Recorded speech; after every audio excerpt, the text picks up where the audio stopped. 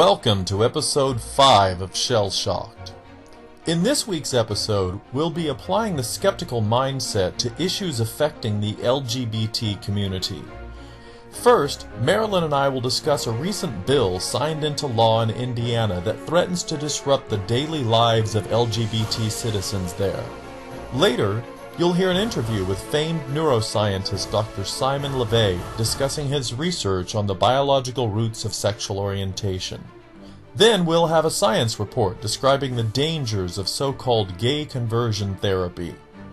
And as always, we'll end with a good news segment, this time about the great strides being made in including LGBT people in sporting events. So as always, get yourselves comfortable and snuggle up with the person of your choice, regardless of gender, and brace yourselves for ShelShocked. Welcome to ShelShocked.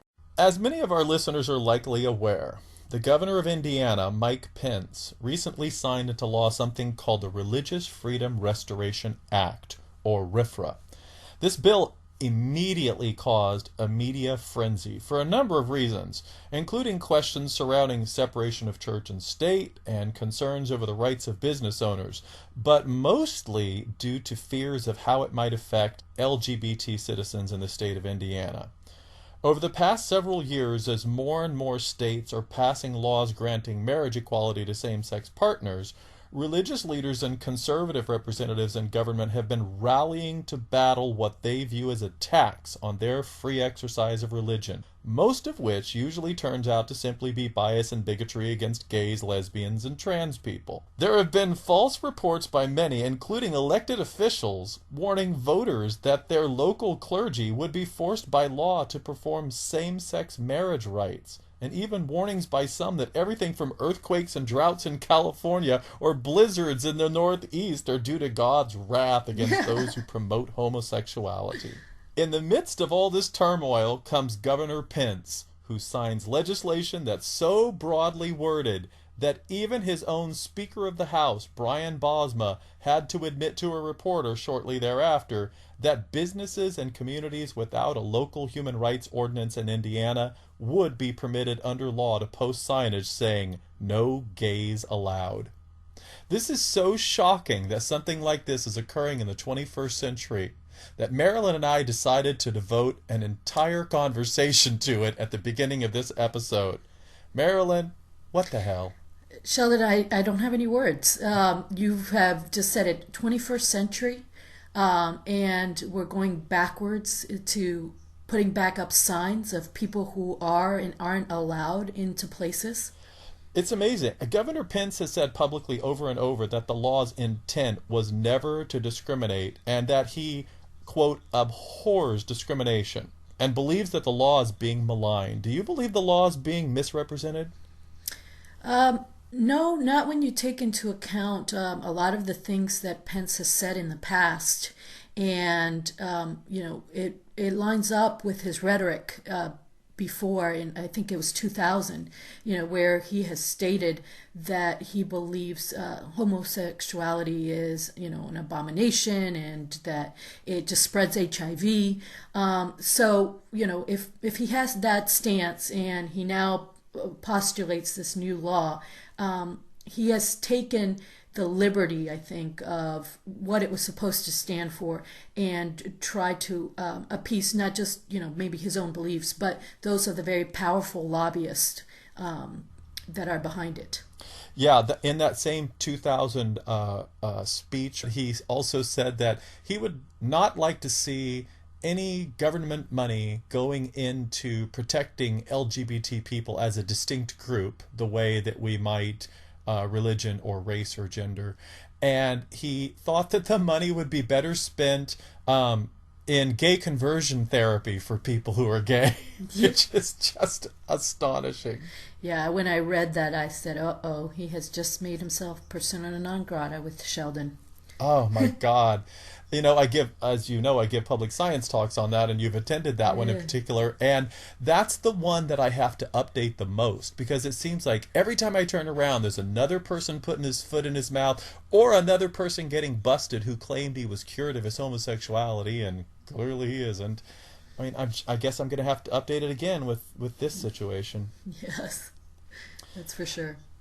Here's a bit of history that might provide clarity on my suspicion that Pence is being dishonest when he says that this law was not meant to discriminate, and that actually it's a lot like the federal RFRA law that was passed in 1996 and signed by President Bill Clinton.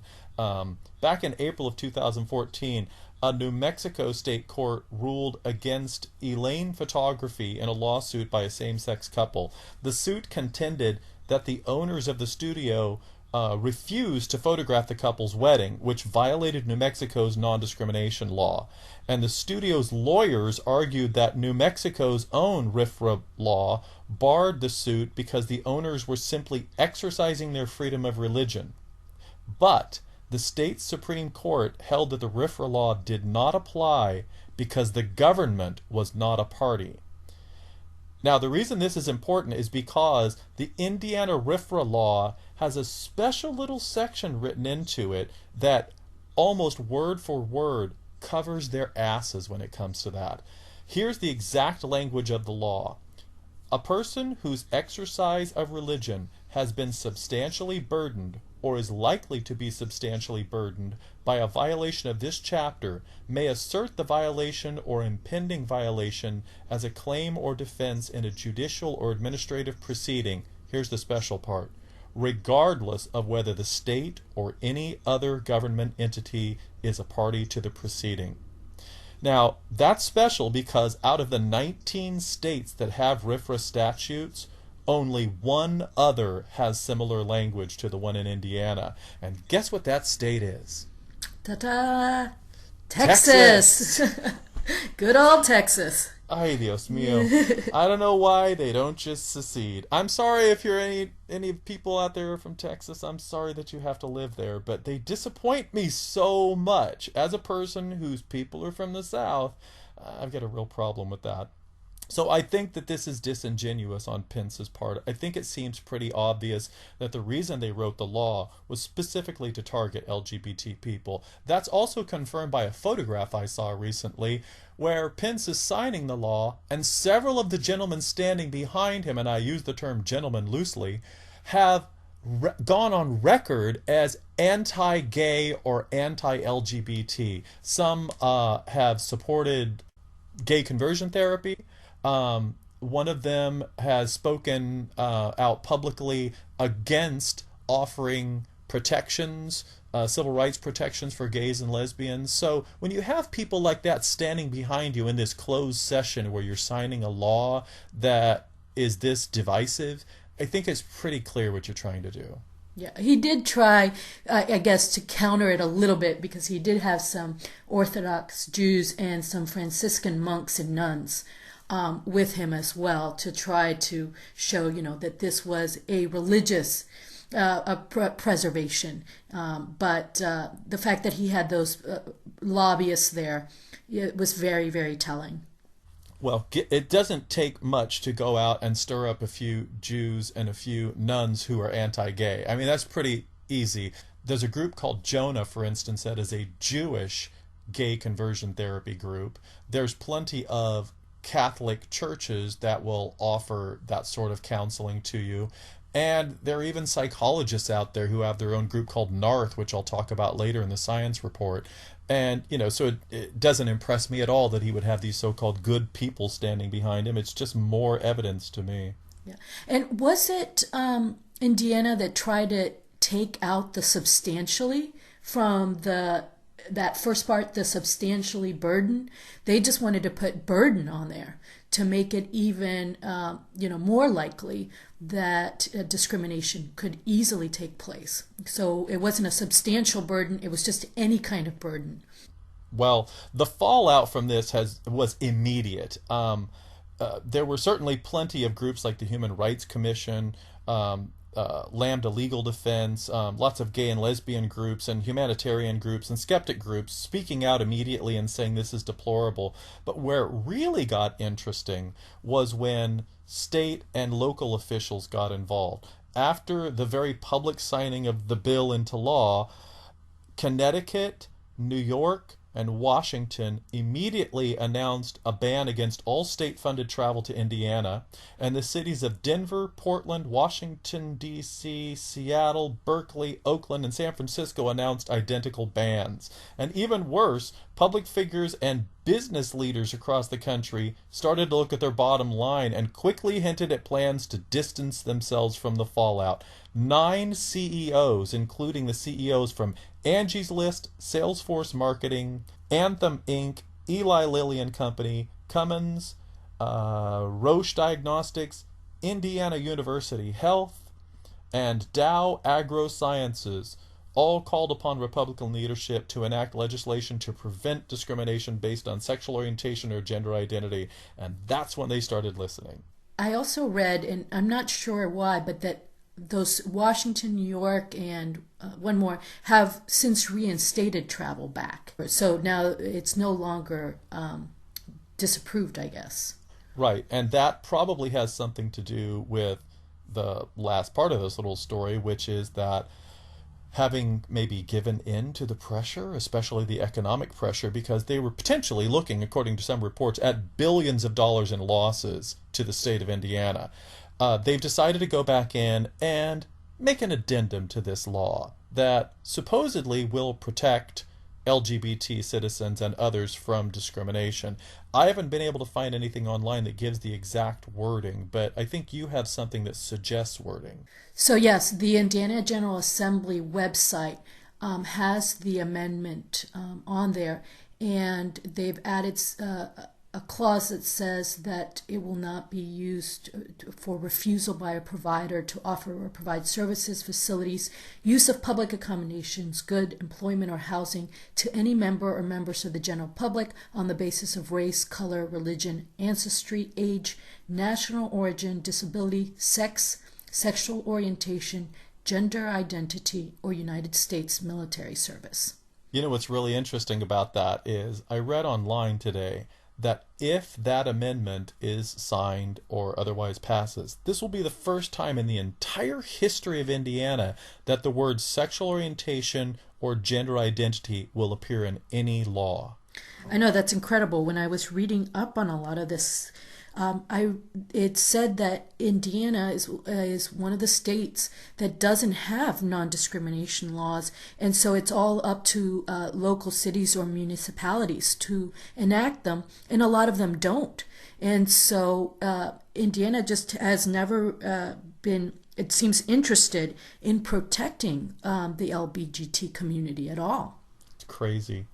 I have to think that the legislature in Indiana is not representing all of the people of Indiana. I have to think that because we're in the 21st century. These are people who are Americans. They watch the same TV shows we do. They go to the same ball games we do. I mean, they're living the same lives we do. They're not stuck in a time capsule. So this can't be sitting well with them.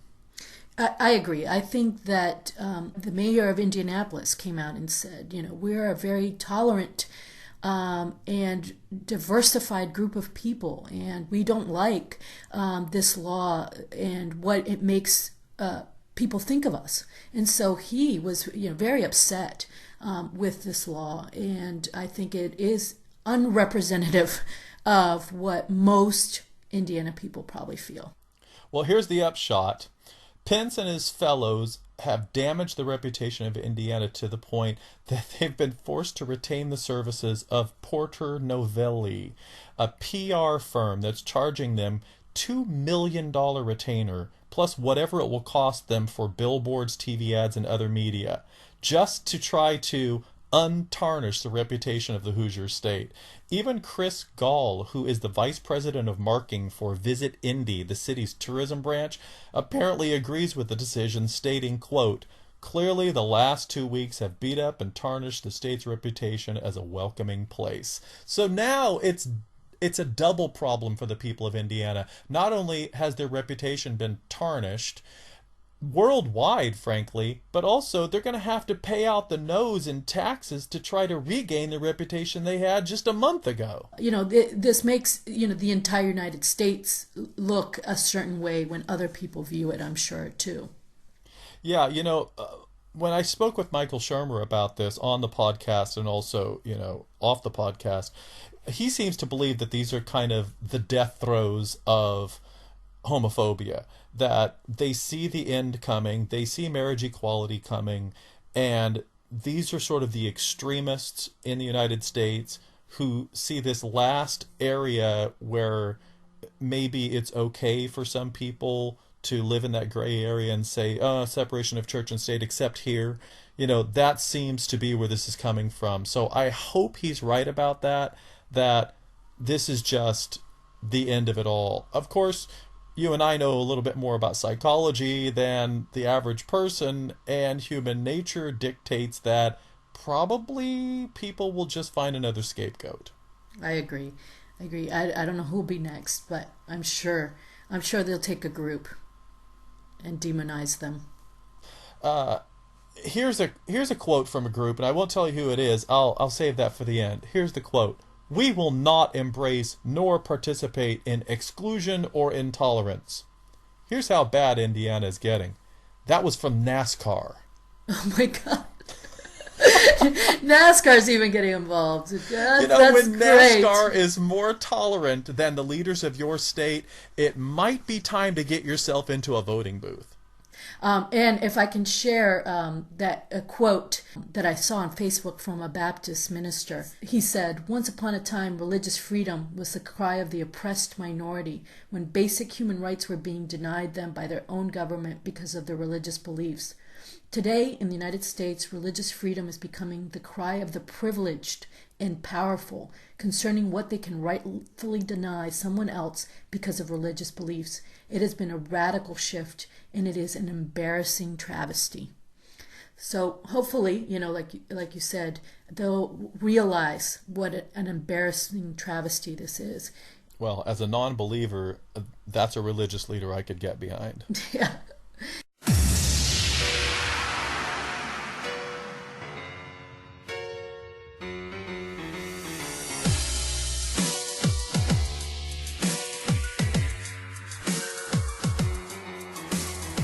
I recently had the opportunity of interviewing someone who I admired for many years, Dr. Simon LeVay.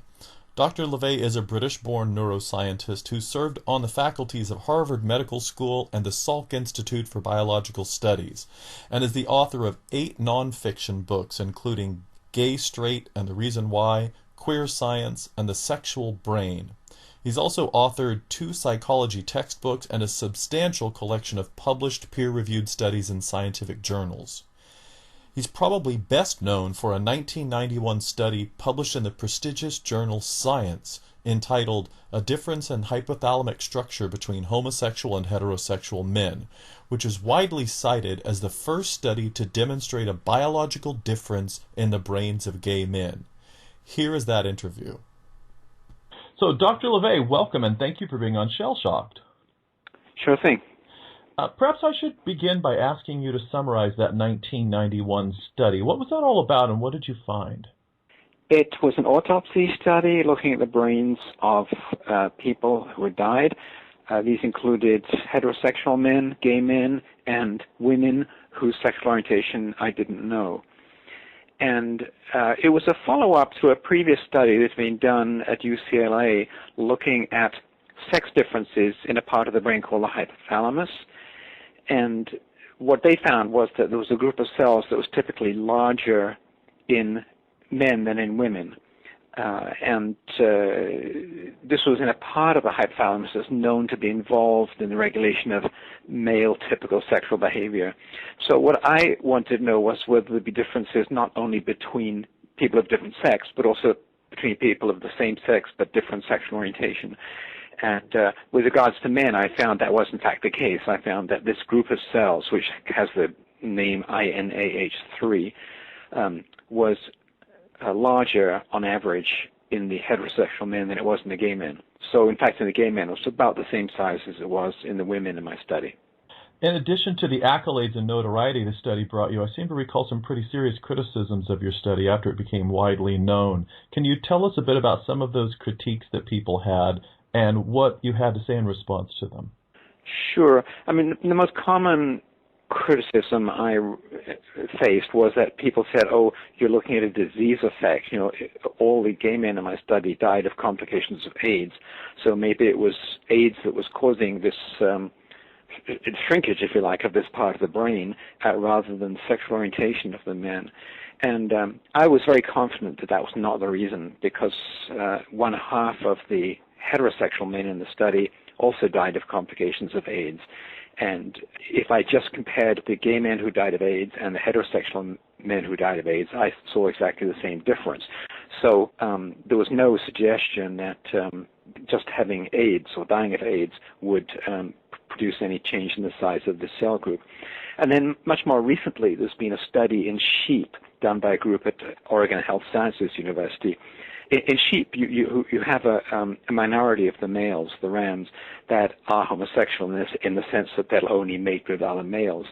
And what this Oregon group found, it was basically the same that I did. In the part of the brain that we're talking about, this cell group, which is typically larger in male sheep than female sheep, was smaller in these homosexual rams compared with the heterosexual rams. They hadn't died of any disease. They were sacrificed while they were healthy, to have their brains examined. There was no question of any disease effects in that case. So I think that kind of bolsters the idea that I wasn't looking at a disease effect either. Right. So you've been studying sexual orientation for quite a while now. What got you first interested in the subject? Well, I'm gay myself, so I suppose that was, part of the reason.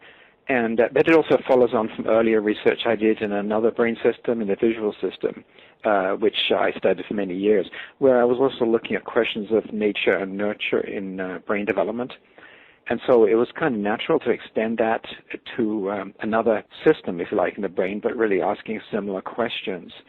And so that was the main reason. And then the fact that this UCLA study came out showing the sex difference in this part of the brain was also, a reason for me to think that one might be able to find something of interest there. People talk a lot about a gay gene and whether our sexuality is, quote, genetic. Is that a good way to look at the question, or do you think it misses the mark in some ways? That's a bit of a slang term. It really means, genes that influence, the likelihood that someone would develop homosexual orientation.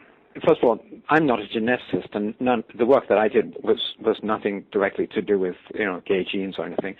But there's been several other studies now from other labs where they have found evidence for what you might call gay genes, if you like.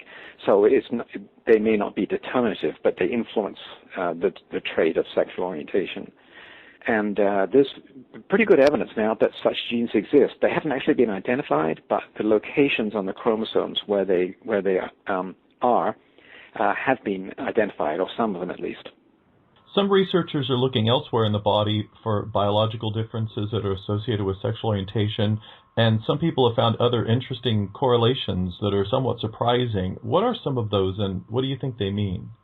Well, one of them is finger length ratios, which is where there's a basic sex difference in the ratio of the length of the ring finger to the index finger, where men typically have a shorter index finger in comparison to their ring finger.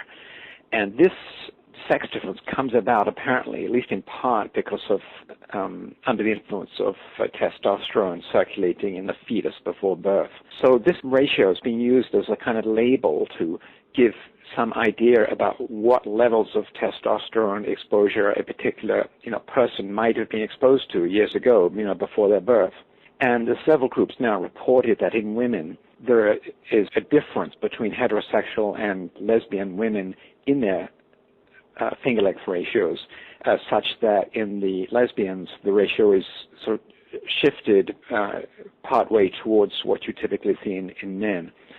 So that has been taken as supportive evidence that something different is going on in fetuses, destined to become gay adults versus fetuses that are going to become heterosexual adults. It kind of points the finger at, these very early processes of development, just as my study did. Do you have any theories or ideas about the evolutionary role that homosexuality plays in our own and other species? No, it's an interesting question. It's obviously a paradox, because if there are genes promoting homosexuality, you think they'd disappear, because gay people typically have fewer offspring than straight people do. And there are a number of plausible theories to account for that. And just to mention one, which I think is a good one, is the idea that these genes are maintained in the population because they increase the reproductive success of persons who have the gene but are not gay. And so, for example, if you have gay men carrying a gene promoting male homosexuality, the sisters of those men might have the same gene because they're inheriting from the same parents. And it might be this would make them, as it were, sort of hyper-heterosexual and have more offspring, because after all, if this gene is promoting attraction to men, then it would, in women, it would make them even more attracted to men. And there's some evidence to support that. That there's several studies now reporting that the female relatives of gay men have more children than women who don't have a gay sibling or relative. So that idea that the gene stays in the population because it increases the reproductive success of women is a pretty plausible one to me, I think. Wow. I've noticed that some of the findings in sexual orientation research, such as masculinity and femininity and cross-gender play as children, overlap in some ways with the research on transsexual people. Do you think that there is a connection there, or do you think these are separate constructs entirely? I think there's a connection. I'm not trying to say that gay people and trans people are the same. They're obviously not, because for obvious reasons. But there is a sort of borderland between the two. There's lots and lots of studies now, both cognitive studies, anatomical studies, physiological studies, reporting that gay people are somewhat gender shifted in many traits, cognitive and physical traits, which also applies even more to trans people. So it's as if there's a kind of spectrum of gender and sexual orientation, which gay people occupy one domain of that, and trans people another domain. But those two domains are adjacent, and there's some overlap between them. And we see that, for example, in people like Chaz Bono, as he then was, who was originally Chastity Bono, right, who identified as a butch lesbian for many years, and then decided that that he was actually a man and became Chaz Bono, and went through various procedures to masculinize his body. And so that kind of that boundary crossing is actually quite common, and so you can't draw a very sharp distinction between a trans identity and a gay identity. Right. If you could or give a researcher advice, this is the next domain, this is where we should be looking in research on sexual orientation. Do you have any ideas about what that would be? Well, I think one of the understudied aspects of this is whether there are different kinds of gay people. I mean, of course, we know there are different kinds of gay people simply by asking them and so on. But are there biological differences, for example, between butch and femme lesbians? And there are a few studies suggesting that there are biological differences between those two kinds of lesbians. And I should say that not all lesbians do identify as one or the other. But if you compare those who do identify as butch, there are some marked anatomical differences between them. So, and the same thing might be true for gay men. And so that's an avenue I think that needs to be explored. We need to look more carefully at people's sexual orientation than just pigeonholing them as gay or straight. Do you think that the research is skewed in any way by the fact that when we do research on gay men and lesbians, that the ones who are less gender conforming are more likely to volunteer for those kinds of studies? I don't know. That's an interesting question. A lot of this evidence points to the idea that gay men are gender nonconforming in many ways. And of course, there's a tremendous amount of diversity there, with some more gender nonconformist than others. And it's possible in some studies that it is, as you say, they're very gender nonconformist gay men, for example, are the ones who volunteer. But there are other studies that don't really involve that. There are studies which take data from national statistics. For example, in Scandinavia, it's possible to get information about everyone who's entered into a same-sex marriage, and then find their medical records. And studies have been done in that way that also show differences which would not be susceptible to the kind of problem you're talking about. Well, this is certainly fascinating. I thank you so much for your time. What are you doing in the future? What are you working on now? Is there a place people can go and learn more about your work? Well, the book, Gay, Straight, and the Reason Why, that I published a couple of years ago, is probably the most extensive, description of the state of this body of research. And so I'm actually right now preparing a second edition of that, because it's quite a lot has happened just in the last 2 or 3 years. So that's what I'm doing right now, and other than that, I'm just kicking back and having a good time. Well, great. You certainly deserve it. It's been a pleasure talking to you again, sir, and thank you so much for your time. Okay, Shelton, no problem. Bye-bye.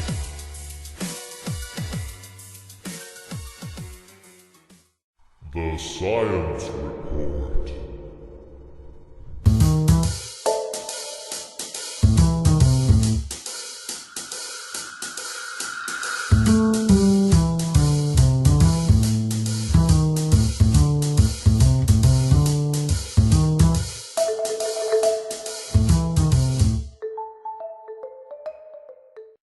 The first time I sat down to write about the subject of gay conversion therapy, I was reminded of a quote by Charles Darwin.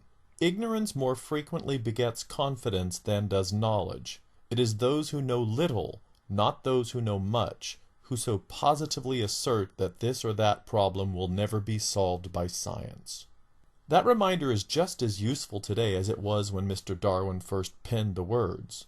On the journey to understand the people involved in the effort to convince gay people that they can change their sexual orientation, and indeed that they should do so, you end up meeting a lot of people who express a degree of confidence that you just don't find in people who actually know something about the topic they're discussing. In those of us who are skeptics, that's often off-putting and a red flag. Unfortunately, to those who seek help from these charlatans, it often serves to help them rake in the acolytes. Gay conversion therapy, or as it's sometimes called, reparative therapy, or sexual orientation change efforts, has a relatively long history, but it's important to keep in mind that not all cultures in all times have viewed sexual minorities in a bad light. There are plenty of examples of certain cultures and people in certain time periods who tolerated or even revered gays and lesbians. But in the 21st century, even in the Western world, even right here in the good old US of A, that's often not the case. As a result, two distinct but sometimes overlapping groups have grown up around the idea that we need to eradicate everything that isn't strictly heterosexual. One is known as Exodus International and comes from a purely religious angle. The other, sadly, is a group headed by real psychologists, psychiatrists, and others in the field of mental health. That group calls itself NARTH, the National Association for Research and Therapy of Homosexuality. Both of these groups perpetuate the belief that homosexuality is pathological and that change to heterosexuality is possible, neither of which is supported by the evidence. Gay conversion therapy is, technically speaking, a series of practices that seek to change one's sexual orientation, identity, and behavior from homosexual to heterosexual. As you just heard in the interview with neuroscientist Simon LeVay, there's a huge collection of scientific evidence showing that sexual orientation is likely the result of a series of complex biological phenomena, and not, as was believed in previous generations, created by upbringing, early childhood experiences, trauma, parenting styles, or any other aspect of our social environment. A review of the results of these attempts to change people's sexual orientation soon reveals that any reported changes are almost exclusively in the areas of identity and sexual behavior, and not actual changes in sexual orientation. In other words, you can guilt or scare people into calling themselves straight or behaving as if they are, but that doesn't make it true. One of the most consistent messages you hear from the so-called ex-gays who've been through these programs is a general equating of homosexuality with a so-called homosexual lifestyle, filled with excessive drinking, drug use, prostitution, sexual promiscuity, and HIV/AIDS. Leaders of gay conversion groups often report terrible experiences in their life histories, and rather than viewing these as problems associated with bad choices or even with non-acceptance in a homophobic society, they instead view them as endemic to the gay experience. And this is where groups like Exodus and Narth come in, promising to save you from all that by making you straight. And if you're wondering what the harm is, consider a study by Cochrane and Mays published in April of 2000, which showed that compared with a sample of exclusively heterosexual men, 3.6 of whom had attempted suicide, the gay men in their survey showed over a 5-fold increase to 19.3% who had tried to kill themselves, mostly before the age of 25. In fact, suicide is the #1 killer of gay teens in America. And since a majority of victims of gay conversion therapy fit into this age group, this is a dangerous proposition indeed. Those at particular risk are gay teens who come from conservative and highly religious households, which ties directly into the first group I'm going to tell you about, Exodus International. Exodus began in 1976 after a man named Michael Bussey called a teen suicide hotline run by a local church. Bussey is gay, and he told the hotline worker that he was thinking of killing himself.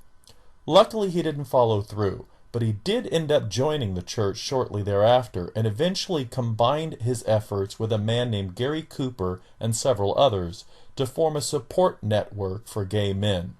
This would eventually transform itself into Exodus International, and with the use of the Pray the Gay Away method, as well as pseudo-counseling, language counseling in which participants are literally taught to call men dude and women babe, and all-male retreats, yikes, they promise to help gay men find their true heterosexual selves with the help of Jesus' love. Now you have to remember that these are often very religious men who have been told that there is a God and an afterlife, and that their sexual orientation is preventing them from becoming worthy of both.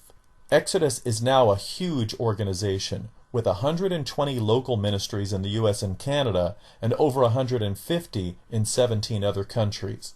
Their founding mission was short, simple, and clear: mobilizing the body of Christ to minister grace and truth to a world impacted by homosexuality. If you're wondering how successful this all was, you can look at it from two different perspectives. From a financial and cultural perspective, Exodus has been very successful. It's attracted thousands of participants and has raised a lot of money. But from the start, they had a hard time showing any signs that their methods were effective.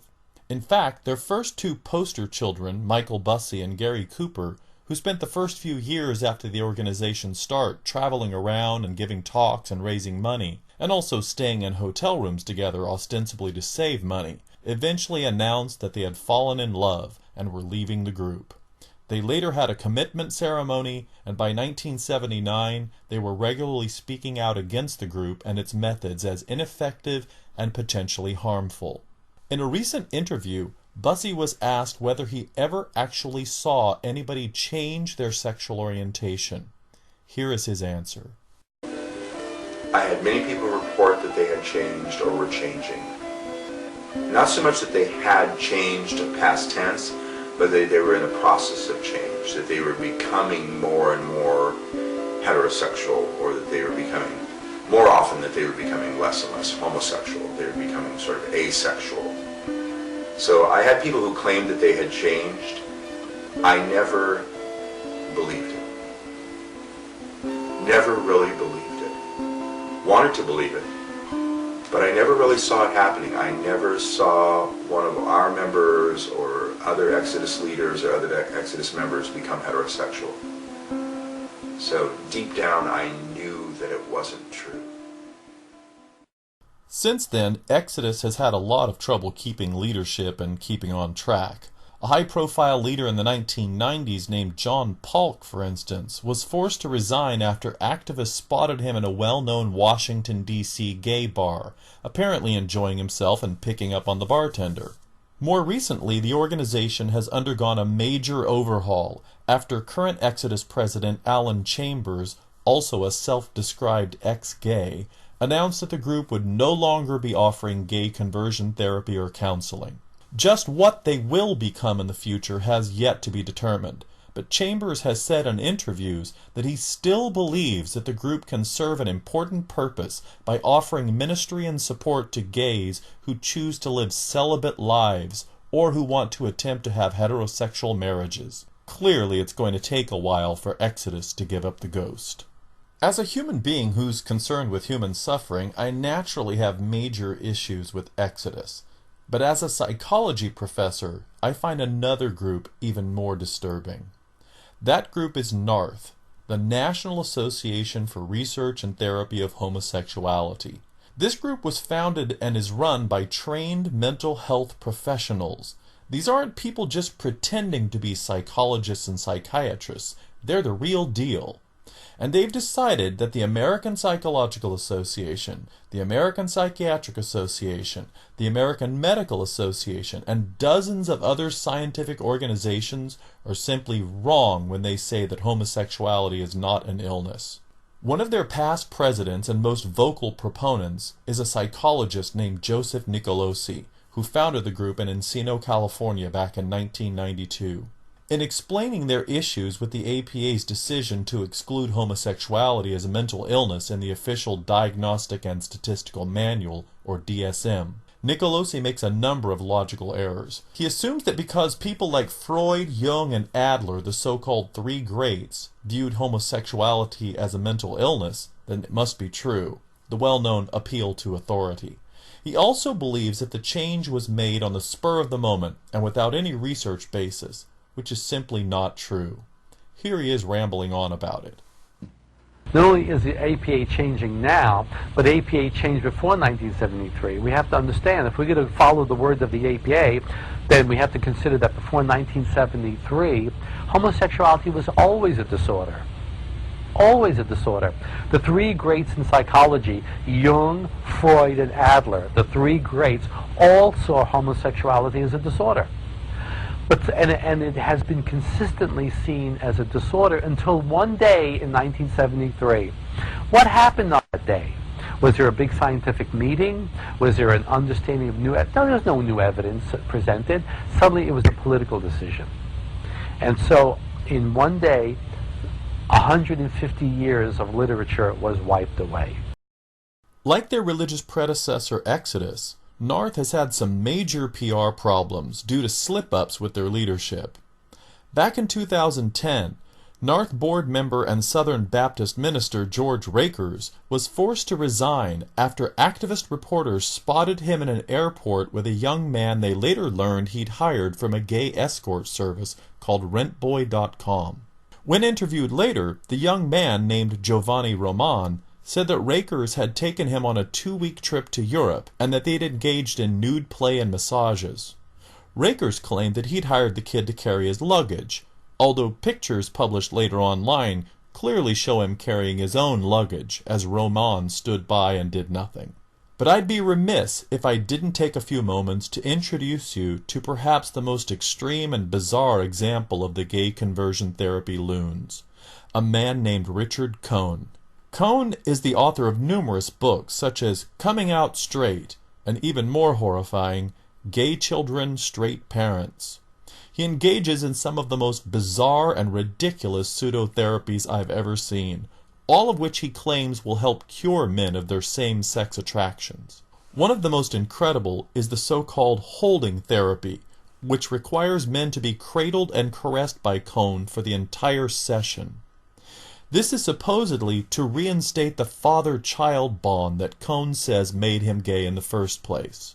And using an old and long-since disproven technique of catharsis, which Cohn has renamed bioenergetics, he has clients beat a pillow with a tennis racket while attempting to work out feelings of anger and fear they feel toward the parents who made them this way.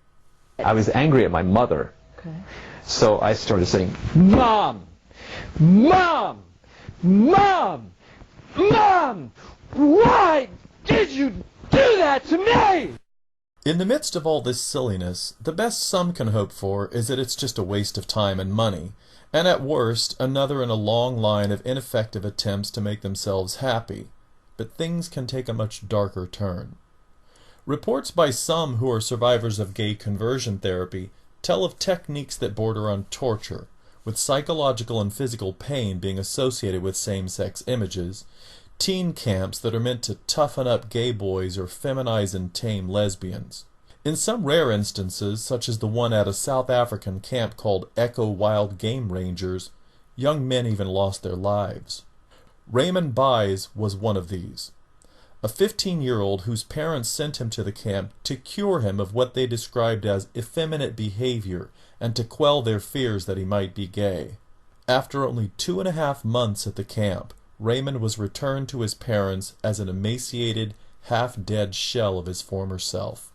He was malnourished, dehydrated, had broken bones and burns all over his body, and after laying in intensive care for 4 weeks, eventually succumbed to his injuries and died. Fellow campgoers later described horrific treatment, with Raymond being singled out by camp leaders for particularly harsh punishment. He was chained to his bed for days, forced to eat his own feces, and shocked with electric cattle prods for days on end. Investigators later learned that 2 other young men had died a year earlier, and that these 18 and 19-year-old boys' deaths had been declared heart attacks. A court-ordered re-examination of their bodies determined that they had in fact died from strangulation. The camp was shut down and their leader was arrested and charged with murder and for running a paramilitary camp for a conservative religious group. The bad news is that there are still those who believe that homosexuality is not only sinful, but also a sign of immorality and a danger to society. This despite a lack of any evidence that gay people differ in any way from their heterosexual counterparts.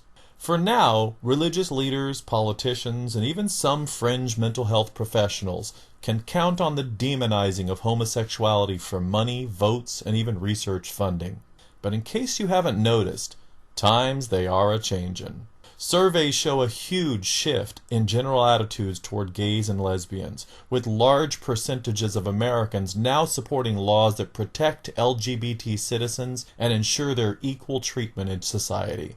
This is especially true among the youth of America, with studies showing a large majority holding positive feelings toward gays and lesbians. So as the sands of time ensure that the process of evolution continues, and all those stuffy, bigoted old white dudes in charge of our society for so long are replaced by a more diverse and accepting generation, we can look forward to a time, perhaps very soon, when things like gay conversion therapy are a thing of the past. Now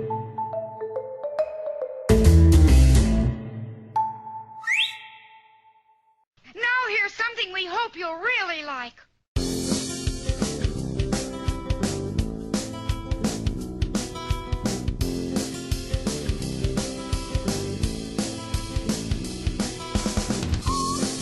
Hello, ShelShocked listeners. This is Marilyn, welcoming you to this week's Good News segment.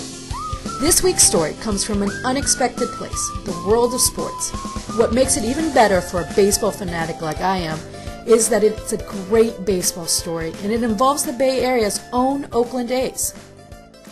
This year, for the very first time, the A's decided to celebrate the Bay Area's LGBT community on June 17th when they'll be playing a game against the San Diego Padres. This Pride Night, as they're calling it, is a tribute to the life of Glenn Burke. Glenn Burke was a Major League Baseball player for the Los Angeles Dodgers and Oakland A's from 1976 to 1979. Burke was the first and only MLB player to come out as gay to teammates and team owners during his professional career and was the first to publicly acknowledge it. Sadly, he died from AIDS-related causes in 1995. He is quoted as saying, "They can't ever say now that a gay man can't play in the majors because I'm a gay man and I made it." On Pride Night, one of Burke's own family members will be throwing out the first pitch. In addition, partial profits will benefit AIDS Project East Bay and Frameline, a non-profit supporting the LGBT media arts. While this is the A's first ever Pride game, other teams have been doing it for years. The Chicago Cubs Pride games date back to 2001, and the team has been really involved in the city's LGBT community. Our other baseball team across the bay, the San Francisco Giants, have held LGBT games for more than a decade. While sports in general still have a long way to go in being completely supportive and inclusive, Major League Baseball is trying. And last year, they even hired their first ambassador for inclusion, former player Billy Beane. This Billy Beane is not to be confused with another former Major League Baseball player and current general manager of the A's, Billy Beane. Can you tell the subtle difference? Just kidding. Anyway, the Billy Beane in this story played in Major League Baseball as an outfielder for the Detroit Tigers, the Los Angeles Dodgers, and the San Diego Padres. He publicly came out as gay in 1999 after he had retired from the game. In his new role, Billy Beane will provide guidance and training related to efforts to support those in the LGBT community throughout Major League Baseball. While there's not yet an active out LGBTQ baseball player, it's great to see Major League Baseball taking strong steps to make sure LGBTQ people are welcome both on the field and off.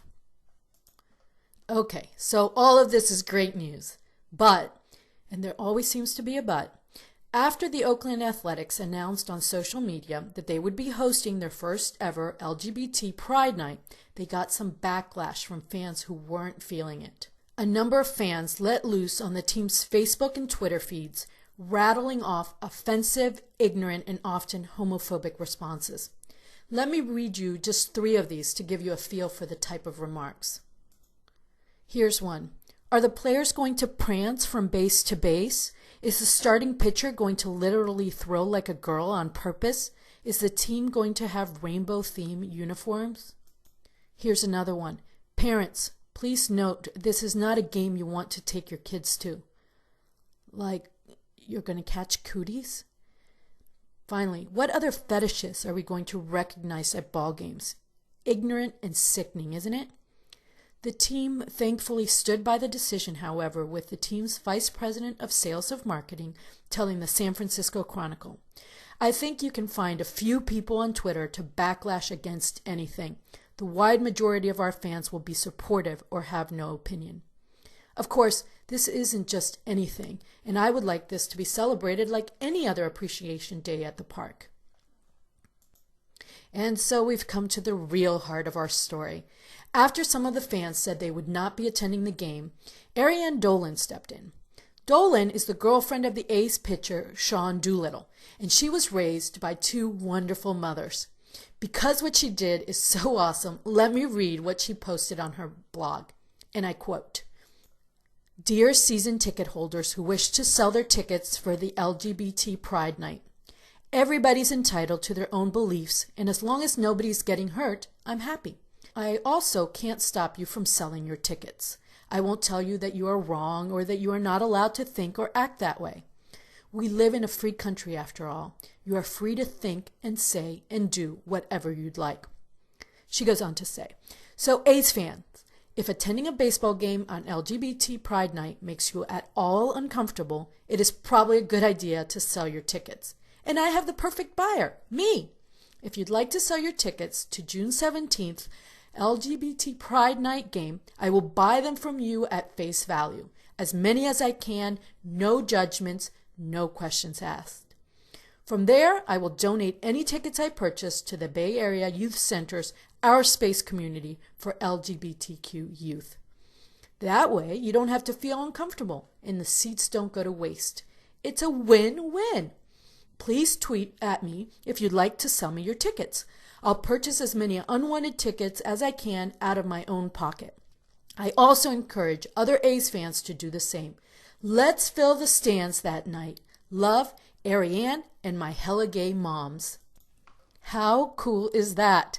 To top it off, Doolittle offered to match any ticket purchases Dolan made. You have to love these 2 people. After Doolittle and Dolan's offer went viral among the A's community, the A's themselves released this statement. We are hopeful that the support that has been expressed for the event in the past few days will make it an even more successful first-year event and demonstrate that the A's organization welcomes and supports the inclusion of all fans. But wait, it gets even better. After the positive response to Dolan's blog post, she and Doolittle started a GoFundMe campaign to buy more tickets and donate them to our space. Donations to the GoFundMe page hit their target of $6,000 on the first day, before the couple even had a chance to make a matching $3,000 donation. As of right now, the page has raised over $36,000. Can I say how proud I am of all of the A's members that are supporting Pride Night? Dolan updated the campaign after raising over $25,000. She is encouraging us to try to raise as much money as possible. The money for Dolan and Doolittle's GoFundMe campaign goes to the teens and young adults at Our Space. Our Space is a community center that offers a safe space for LGBTQ youth to explore their identities, socialize, build community, develop leadership skills, and receive non-stigmatizing, culturally competent mental health services. Most of the people helped by Our Space don't have a home, and often that's a result of them coming out to their families. With her campaign, Dolan understands that they need a sense of community and family more than anybody. She states, "That's why Pride Night is important. I want to show them that no matter their own personal situation, they always have a family and a community among Oakland Athletics fans." Because of their campaign, the A's have already opened up 3 new seating sections, up from just 1, for Pride Night to let even more people in on the fun. The overwhelming positive response to Dolan's plan is just the latest sign of progress in the world of baseball. I encourage you to donate to their campaign, and better yet, donate and buy tickets to Pride Night on June 17th. Let's go A's! This is Marilyn, and this has been the Good News Report.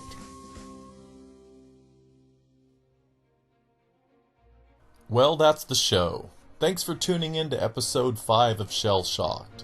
And hey, did you know that ShelShocked is now available on Stitcher? Whether you use an iPhone, an Android, or any other smartphone, the Stitcher app will allow you to make sure that you never miss a single episode of your favorite podcasts. And I'm sure ours will be at the top of your playlist. And if you haven't already done so, be sure and join our Facebook fan page.